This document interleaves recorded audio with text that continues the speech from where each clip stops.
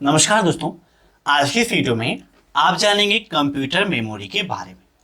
Computer memory triple C के first chapter introduction to computer का एक मोस्ट इंपॉर्टेंट टॉपिक है जिससे बहुत सारे क्वेश्चंस ट्रिपल सी एग्जाम में पूछे जाते हैं।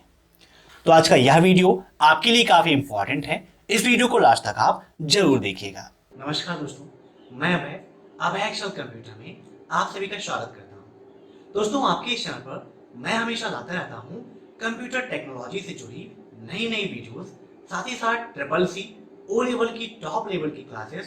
तो अगर मेरे चैनल पर आप नए मेहमान हैं तो चाय कॉफी पी के जाइएगा। जस्ट आई एम जोकिंग भाई, चाय कॉफी नहीं पीना है। आपको जो सामने सब्सक्राइब वाली बटन है उस पर क्लिक करना है, साथ ही बगल में जो बेल आइकन है उसे भी प्रेस करना है ताकि आपको ये सब कुछ मिलता रहे जो भी चैनल पर अपडेट होता है। तो आइए शुरू करते हैं आज की एक क्लास।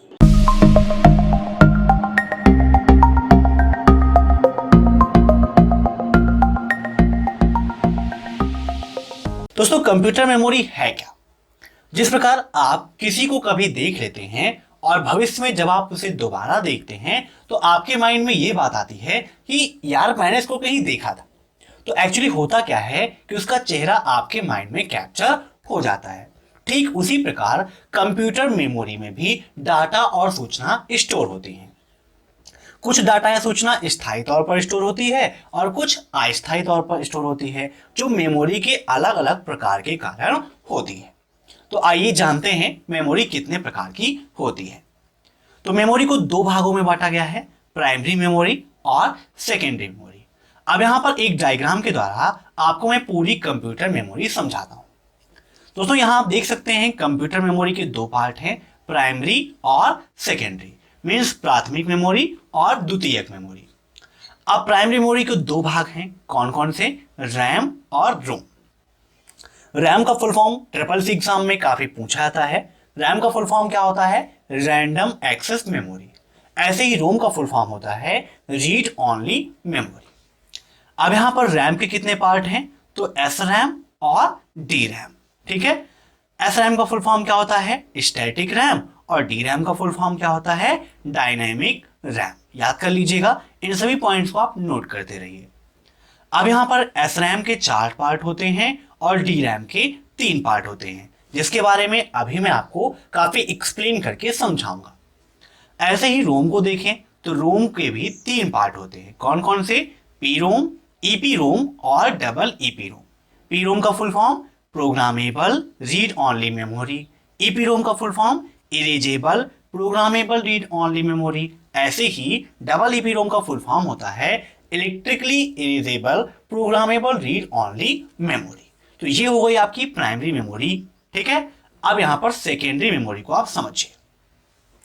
सेकेंडरी मेमोरी के अंतर्गत आप देखें तो एचडीडी। एचडीडी का मतलब होता है हार्ड डिस्क ड्राइव। ऐसे ही SSD, compact disk, floppy disk and magnet tape, ये सभी सेकेंडरी मेमोरी अर्थात द्वितीयक मेमोरी के अंतर्गत आती है। अब यहां से प्राइमरी मेमोरी के बारे में आपको समझाएंगे, उसके पहले यहां पर एक फिगर आप और देखिए। एग्जाम में एक क्वेश्चन काफी ज्यादा पूछा जाता है कि सबसे तेज मेमोरी कौन सी है। तो यहां पर स्ट्रक्चर एक बना है, आपके सामने डायग्राम है जिसके द्वारा आपको मैं समझाता हूं। यहां पर आप देखें तो स्पीड लिखा हुआ है और एरो का सिंबल ऊपर बना हुआ है। वहीं पर दूसरी तरफ क्या है? साइज लिखा है और एरो का सिंबल नीचे है। मीन्स जैसे जैसे नीचे आ रहा है वैसे वैसे क्या है? साइज बड़ी हो रही है, और जैसे जैसे ऊपर आप देखें तो स्पीड तेज हो रही है। मीन्स इस बात से यहां पर आप देखें तो सबसे तेज स्पीड किसकी है? रजिस्टर की। और आकार में सबसे बड़ी कौन सी है? Secondary memory. ठीक है, तो कंफ्यूजन होती है कैश मेमोरी और रजिस्टर के बीच में। तो एक चीज यहां से आप क्लियर कर लीजिए, इसीलिए मैंने ये फिगर बनाया आपके सामने कि रजिस्टर सबसे तेज मेमोरी होती है, उसके बाद होती है कैश मेमोरी, फिर मेन मेमोरी और फिर सेकेंडरी मेमोरी। अगर साइज की बात करें तो जो मेमोरी जितनी छोटी है उसकी स्पीड उतनी तेज है। जैसे यहाँ पर रजिस्टर का आकार सबसे छोटा है तो रजिस्टर आपकी सबसे तेज है, और सेकेंडरी मेमोरी क्या है? सबसे बड़ी है, तो इसकी स्पीड भी काफी धीमी है। ठीक है, समझ में आया? अब यहां पर देखते हैं हम प्राइमरी मेमोरी के बारे में। दोस्तों, प्राइमरी मेमोरी को हम मुख्य, अस्थायी या आंतरिक मेमोरी भी कहते हैं।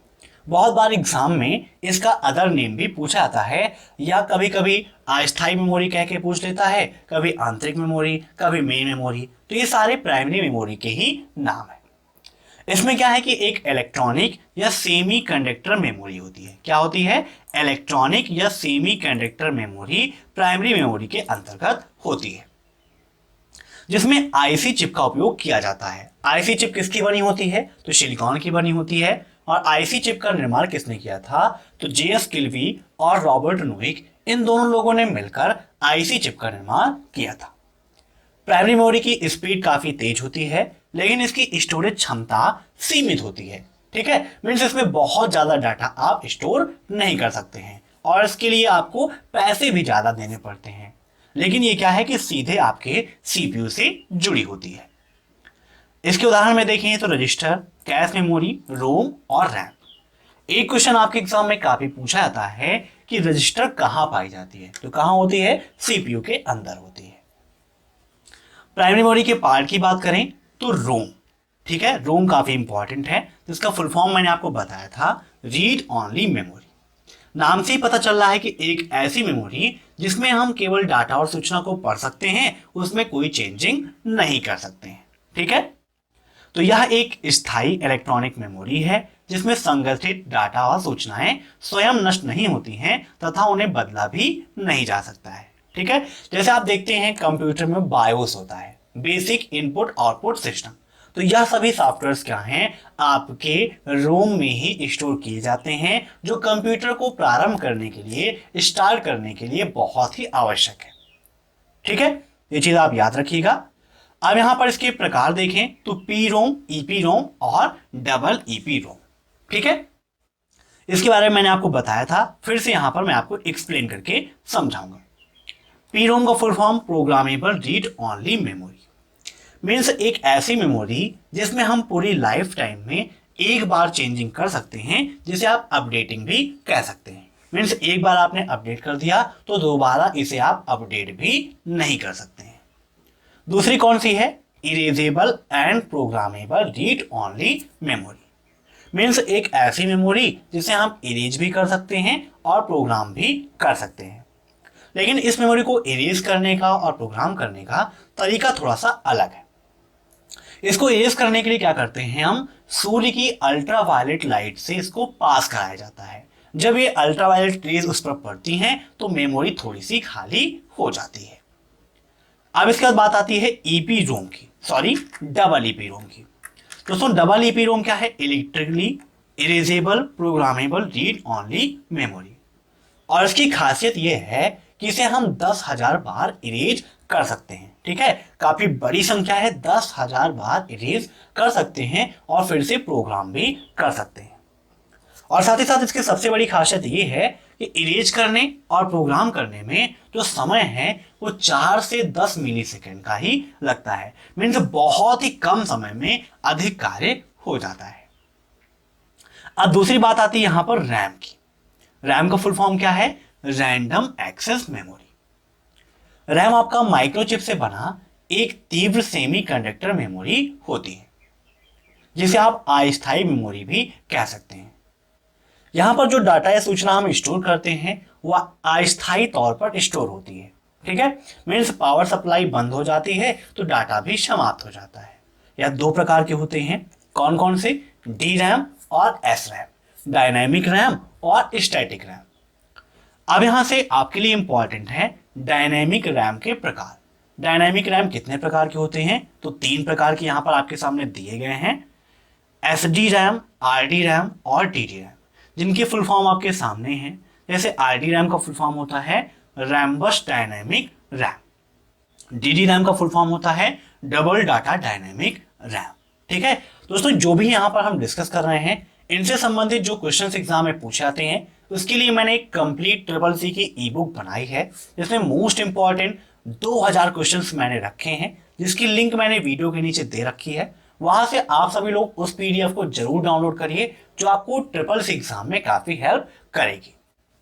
दूसरी पॉइंट है हमारी यहाँ पर स्टैटिक रैम। स्टैटिक रैम 4 प्रकार के होते हैं, कौन कौन से? Non volatile S RAM, special S RAM, ऐसे ही आपके 2 और एस रैम दिए गए हैं। ठीक है, कभी कभी एग्जाम में ये पूछ लेता है कि निम्न में से कौन SRAM का प्रकार नहीं है या DRAM का प्रकार नहीं है। तो इनके नाम को आप जरूर नोट करिएगा, ये आपके लिए काफी इंपॉर्टेंट है। अब यहां पर हम देखते हैं सेकेंडरी मेमोरी के बारे में। दोस्तों सेकेंडरी मेमोरी को हम ऑक्सिलियरी मेमोरी या नॉन वोलाटाइल मेमोरी भी कहते हैं। और इसका उपयोग क्यों करते हैं? तो अगर हमें काफी अधिक मात्रा में डाटा या सूचना स्टोर करना है तो उसके लिए सेकेंडरी मेमोरी का उपयोग किया जाता है। हिंदी में तो इसे हम स्थायी, सहायक या बाह्य मेमोरी भी कहते हैं। इनके जो अन्य नाम हैं उसे आप जरूर याद रखिएगा, क्योंकि बहुत बार इन नामों से क्वेश्चन पूछ लेता है और वहां पर हम कंफ्यूज हो जाते हैं कि ये प्राइमरी मेमोरी की बात कर रहा है या फिर सेकेंडरी मेमोरी की। इसकी जो क्षमता है वो लगभग असीमित होती है। मीन्स आप अलग से बहुत सारा या जितना चाहें उतने MB उतने GB की सेकेंडरी मेमोरी का उपयोग कर सकते हैं। लेकिन जो डाटा ट्रांसफर की गति है वो प्राइमरी मेमोरी की अपेक्षा काफी कम होती है। एग्जाम्पल देखें तो मैग्नेटिक डिस्क, जिसके अंतर्गत आपका हार्ड डिस्क, फ्लॉपी डिस्क आता है। ऐसे ही ऑप्टिकल डिस्क, जिसके अंतर्गत CD, DVD, ब्लू-रे डिस्क। आपके एग्जाम में BD का फुल फॉर्म भी पूछा जा सकता है, तो ब्लू-रे डिस्क होता है इसका फुल फॉर्म। ऐसे ही SSD का उपयोग तो बहुत ही ज्यादा होता है। SSD के अंतर्गत क्या आता है आपका? पेन ड्राइव और फ्लैश ड्राइव। ठीक है, अब इसके बाद देखते हैं हम हार्ड डिस्क के बारे में। दोस्तों हार्ड डिस्क आपका एक स्थायी, डायरेक्ट एक्सेस तथा सहायक मेमोरी है। इसकी भंडारण क्षमता अधिक होती है तथा डाटा स्टोर करने और पढ़ने की गति भी काफी तेज होती है। इसमें डाटा को इलेक्ट्रोमैग्नेटिक फील्ड के द्वारा लिख व पढ़ सकते हैं। ठीक है, तो एक क्वेश्चन यहाँ पर यह आ सकता है कि हार्ड डिस्क में हम लिखने और पढ़ने के लिए किसका उपयोग करते हैं? तो हार्ड डिस्क में जो भी डाटा है उसे लिखने या पढ़ने के लिए इलेक्ट्रोमैग्नेटिक फील्ड का उपयोग किया जाता है। नोट कर लीजिएगा, काफी इंपॉर्टेंट है। अब देखते हैं फ्लॉपी डिस्क के बारे में। फ्लॉपी डिस्क से बहुत सारे क्वेश्चंस आते हैं कि इतने इंच की फ्लॉपी डिस्क की क्षमता कितनी होगी। ठीक है, तो फ्लॉपी डिस्क क्या है पहले आप ये जान लीजिए। तो फ्लॉपी डिस्क प्लास्टिक का एक वृत्ताकार डिस्क होता है जिस पर चुंबकीय पदार्थ की लेप चढ़ी रहती है। एक क्वेश्चन यहां से बनता है कि फ्लॉपी डिस्क पर किसकी परत चढ़ी होती है? तो चुंबकीय पदार्थ की लेप चढ़ी रहती है। वर्तमान में प्रयुक्त फ्लॉपी की लंबाई 3.5 इंच होती है।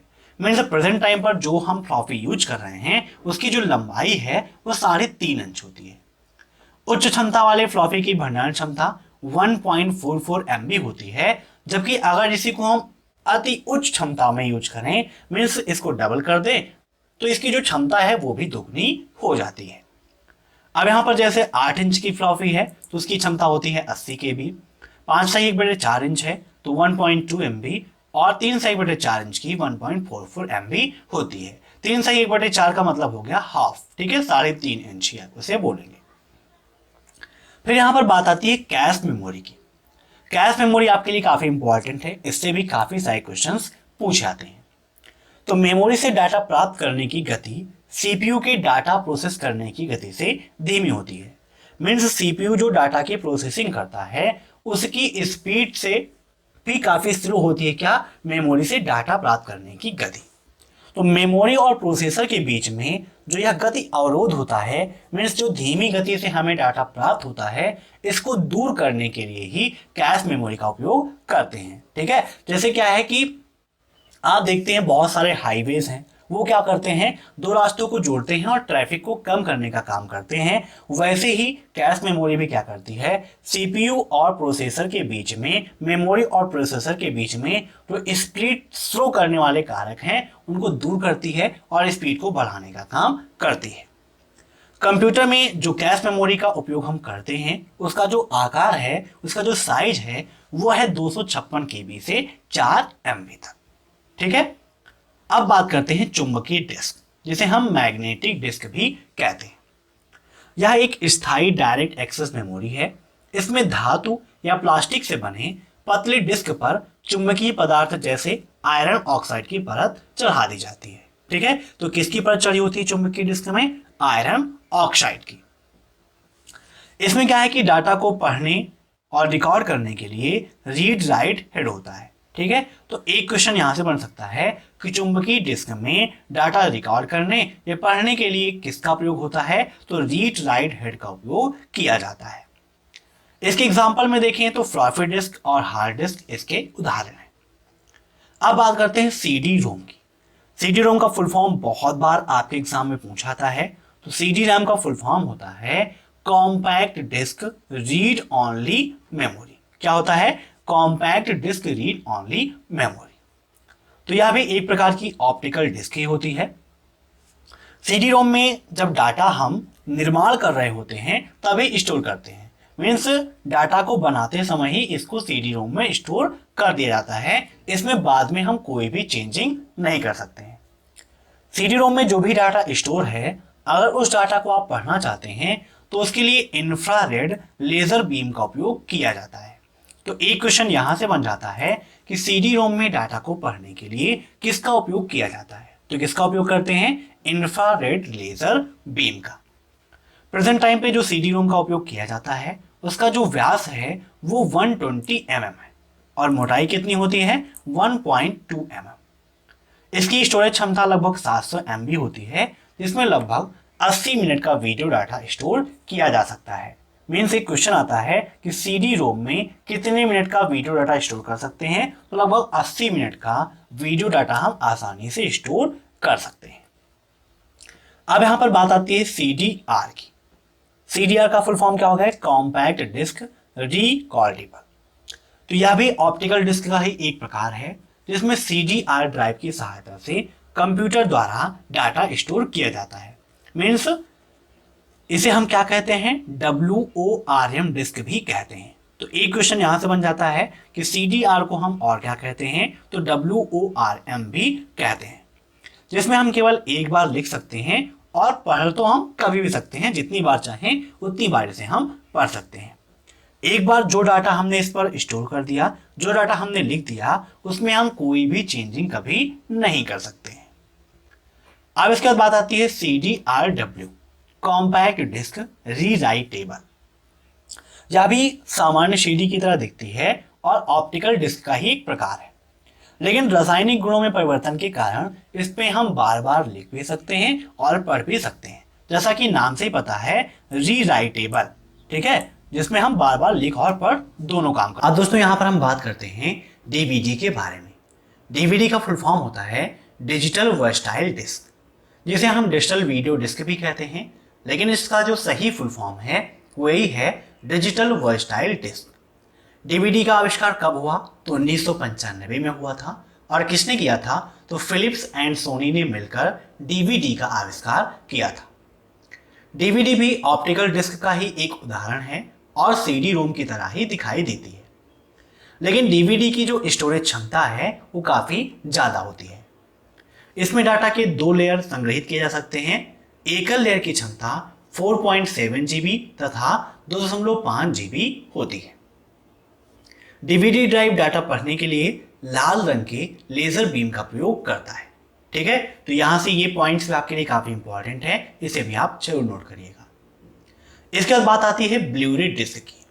ब्लू-रे डिस्क काफी इंपॉर्टेंट है और इसमें काफी ज्यादा हम स्टोर कर सकते हैं अपना डाटा या सूचना।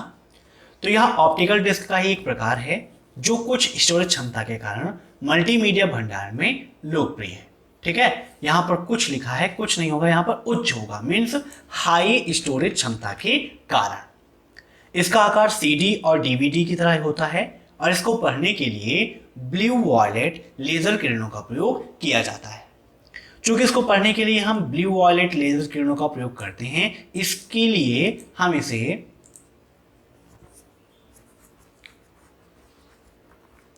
अब दोस्तों यहां पर हम बात करते हैं ब्लू-रे डिस्क की। तो ब्लू-रे डिस्क एक उच्च स्टोरेज क्षमता वाला है और इसीलिए काफी लोकप्रिय ही है। यहाँ पर देखिए मैंने लिखा है यह ऑप्टिकल डिस्क का एक प्रकार है जो हाई स्टोरेज क्षमता के कारण मल्टीमीडिया भंडारण में लोकप्रिय है।